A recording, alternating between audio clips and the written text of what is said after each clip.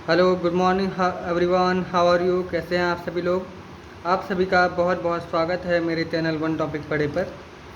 तो जैसा कि आप सभी जानते हैं कि बहुत सारे ऐसे मनोरंजक स्थल होते हैं जहां पर हम बार बार आना जाना पसंद करते हैं और वहां से घूमकर फिरकर आते हैं तो हमें बहुत ही अच्छा महसूस होता है। तो इस तरह का एक काफ़ी अच्छा स्थान जो है हमारे लिए बहुत ही प्रिय माना जाता है, वो है चिड़ियाघर।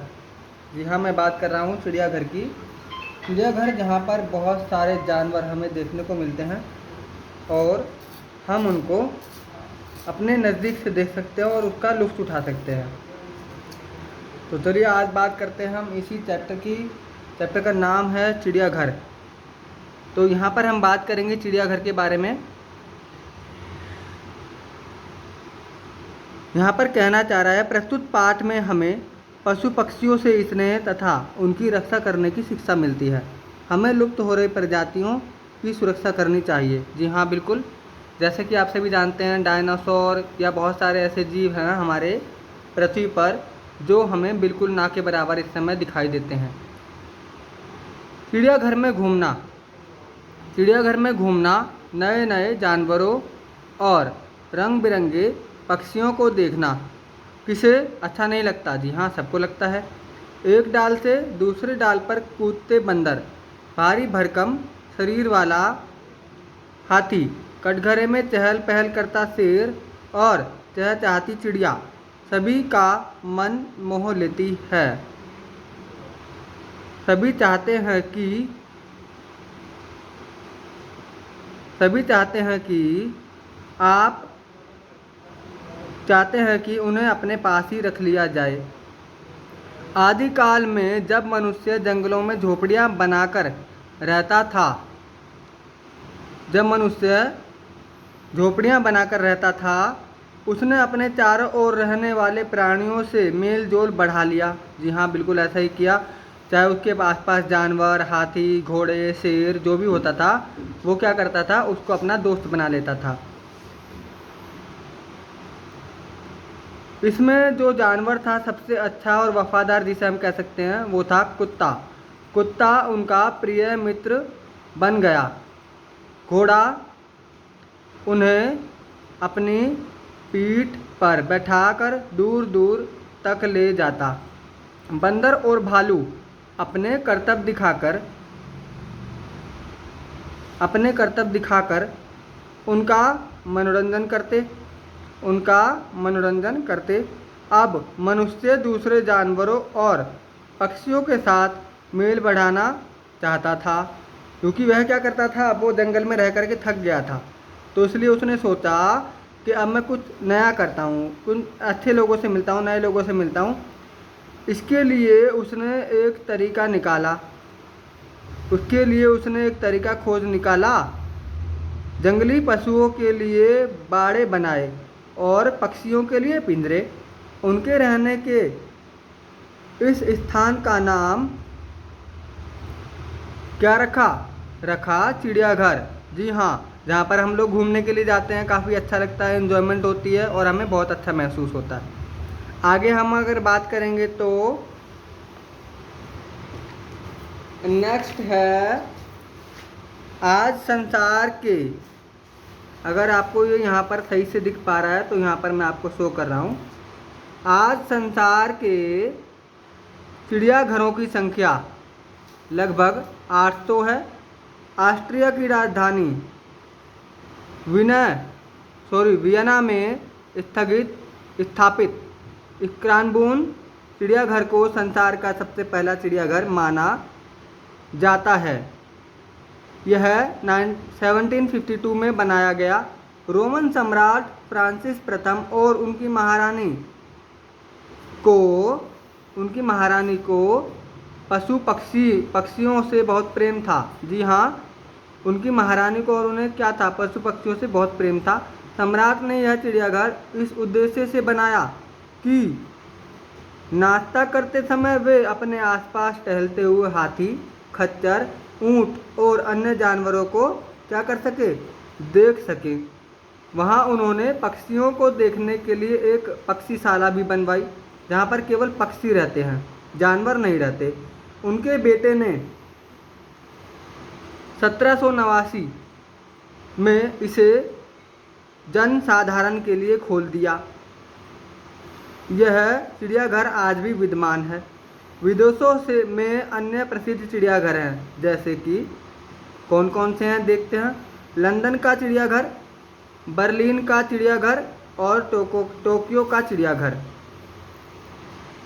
बर्लिन के चिड़ियाघर में 5000 से भी अधिक जानवर है। जी हाँ, बर्लिन का जो चिड़ियाघर है वहाँ पर लगभग 5000 से भी ज़्यादा चिड़ियाघर हैं।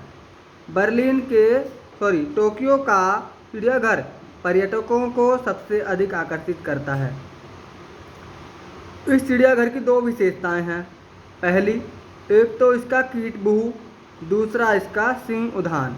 जहाँ पर आपके कीट मकोड़े होते हैं उसे कीटबहु कहते हैं, जहाँ पर उनको इकट्ठा रखा जाता है। दूसरा सिंह उद्यान, यानी जहाँ पर शेर दिखाई देते हैं।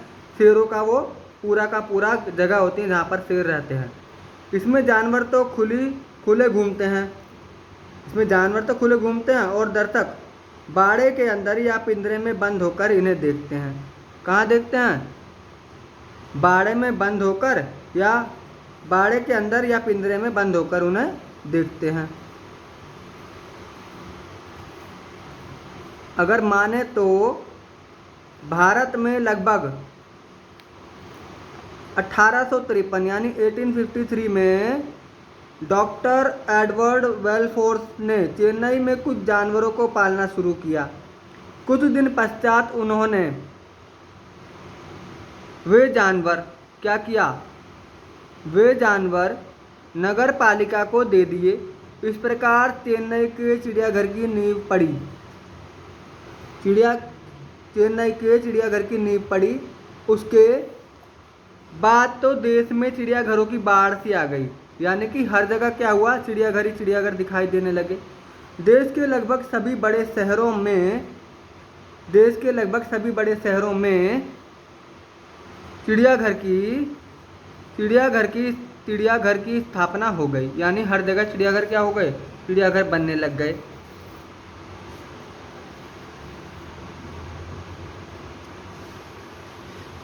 देश का सबसे सुंदर चिड़ियाघर हैदराबाद का नेहरू चिड़ियाघर है। दिल्ली का चिड़ियाघर भी आधुनिक तरीके से बनाया गया है। इसमें जलचर, नभचर और थलचर सभी प्रकार के जानवर सुरक्षित हैं। यानी जलचर जो जल में रहते हैं, नभचर जो आकाश में उड़ते हैं और थलचर जो ज़मीन पर रहते हैं। यह लगभग 180 एकड़ में फैला है। यहाँ मछलियों और सांपों को देखने के लिए विशेष व्यवस्था की गई है। यहाँ जानवरों को बड़े बड़े बाड़ों में रखा जाता है। बाड़ों को ठंडा करने के लिए उनमें तालाब, पेड़ पौधे और यहाँ तक कि कूलर भी लगाए गए हैं। इससे वातावरण बिल्कुल प्राकृतिक लगता है। बीच बीच में नहरें बनाई गई हैं, जिससे दर्शक नहरों के दूसरे किनारे पर खड़े होकर जानवरों को घूमते फिरते, खाना खाते व खेलते देख सकते हैं। दिल्ली का चिड़ियाघर राजधानी का एक दर्शनीय स्थल है, यानी सब लोग उसको देखने के लिए जाते हैं और काफ़ी अच्छा मनोरंजन अपना करके आते हैं। निश्चित रूप से जानवरों की शोभा जंगल में ही है। जी हाँ, ऐसा होता तो है कि जानवर की जो जगह होती है, जिसकी जो जगह होती है वो वहीं पर सुरक्षित लगता है, अपने आप को सुरक्षित पाता है। बट ऐसा होता नहीं है। हम लोग उनकी प्रदर्शनी वगैरह भी लगाते हैं और उनको कई जगह पर दिखाते भी हैं। इसलिए कई बार यह प्रश्न उठता है कि इन्हें चिड़ियाघर में क्यों बंद किया जाए। परंतु मनुष्य की हिंसक प्रवृत्ति के कारण आज जंगली जानवरों की कुछ नस्लें लगभग समाप्त हो चुकी हैं। जैसा कि मैंने आपको पाठ के शुरू में ही बताया था, कुछ ऐसी नस्लें हैं जिनको हम अपने आसपास अब देख ही नहीं पाते, तो वह पूरी तरीके से समाप्त हो गई हैं। तो जो बचे खुचे हैं वो भी सुरक्षित रहें, इसके लिए चिड़ियाघरों का होना बहुत आवश्यक है। सफ़ेद शेर, मणिपुरी हिरन अब जंगलों में नहीं दिखाई देते, वे केवल चिड़ियाघरों में ही सुरक्षित हैं। इसके साथ ही चिड़ियाघर एक ऐसा स्थान है जहां साधारण जनता व बच्चों को जानवरों के विषय में जानने, पहचानने व समझने के लिए उपयुक्त अवसर मिल जाता है। जी हाँ, जब आप कभी चिड़ियाघर देखने जाएं तो इस बात को ज़रूर नोटिस कीजिएगा कि आपको कैसा लगा, कौन कौन से जानवर आपने देखे। इस तरीके से आपको चिड़ियाघर बहुत ही अच्छा लगेगा। तो ये जो पूरा पार्ट था यह आपका काफ़ी अच्छा था। अब इसमें आपके शब्दार्थ दिए गए हैं। शब्दार्थ में जैसे बता रहा है, पहला भारी भरकम, जिसका मतलब होता है लंबा चौड़ा। आदिकाल यानी कि प्राचीन समय। कर्तव्य यानी कि खेल। संख्या यानी कि होता है गिनती, कितनी है, 1 2 3 4 5, इस तरह से। विद्यमान यानी कि उपस्थित है, प्रेजेंट है। उद्यान यानी कि उपवन। स्थापना यानी कि निर्माण। आधुनिक नए तरीके का। दर्शक देखने वाले लोग जो वहाँ पर चिड़ियाघर में उन जानवरों को देखने जाते हैं। दर्शनीय, देखने योग्य यानी ऐसी चीज़ जिसे आप देख सकते हैं। हिंसक, मारने वाले। प्रवृत्ति, स्वभाव, आपका स्वभाव कैसा, आप जानवरों के प्रति कैसा व्यवहार करते हैं, कैसा नहीं करते, उसको हम कहते हैं प्रवृत्ति यानी कि स्वभाव। नस्लें यानी कि प्रजातियाँ। उपयुक्त यानी कि उचित। अवसर होता है मौका। सुरक्षित होता है विशेष रूप से रक्षित यानी उनकी रक्षा करना और उनको बचा के रखना।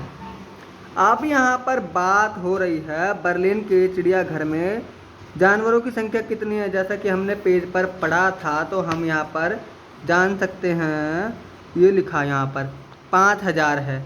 तो यहाँ पर हम कह सकते हैं 5000 और हम टिक लगा सकते हैं किस पर, 5000 पर टिक लगा सकते हैं।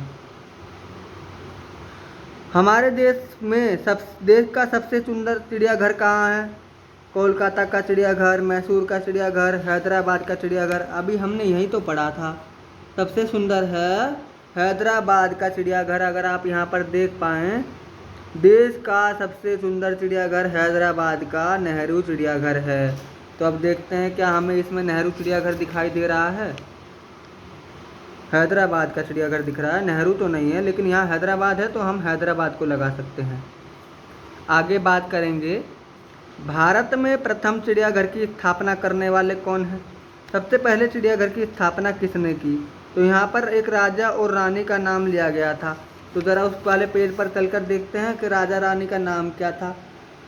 तो यहाँ पर क्या करते हैं, हम आते हैं इस वाले पेज पर और यहाँ था रोमन सम्राट फ्रांसिस प्रथम।